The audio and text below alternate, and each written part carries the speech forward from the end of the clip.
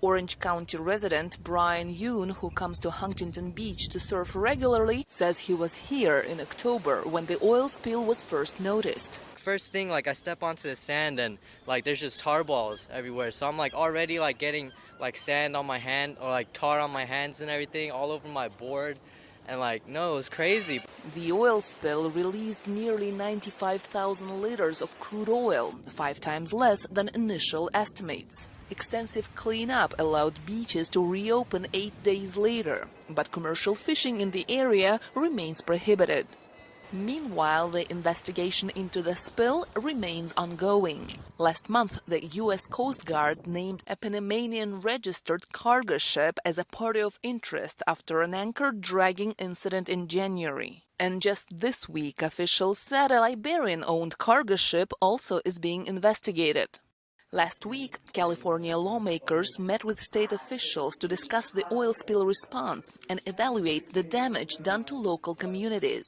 Huntington Beach Mayor Kim Carr says the city has spent nearly $500,000 on cleanup costs and had to cancel some large tourist events which affected local businesses.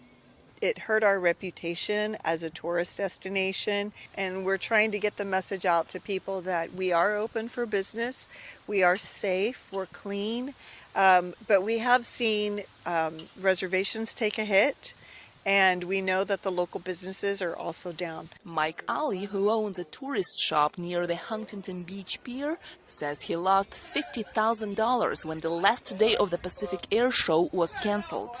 So people take their vacation and they come down to the beach because we have nice weather. So we have lost that. Normally I have 10, 15, 20 European and Canadian customers a day renting surfboard or riding a bike. I have 0 today.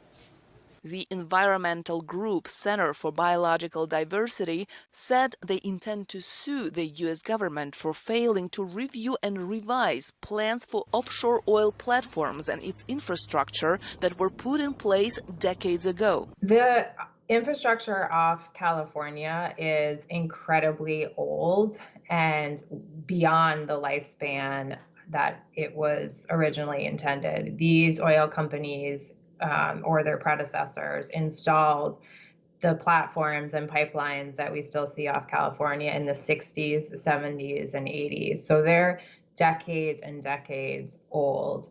And the science tells us that the older oil and gas infrastructure becomes, the more likely it is to spill or suffer from other accidents. The State Department of Fish and Wildlife said earlier this month that testing of fish for contaminants could take nearly 3 weeks, putting off commercial fishing till at least the end of November.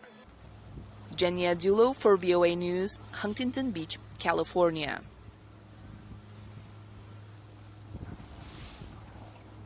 These birds, some of them might need a second wash, ball, and get them washed.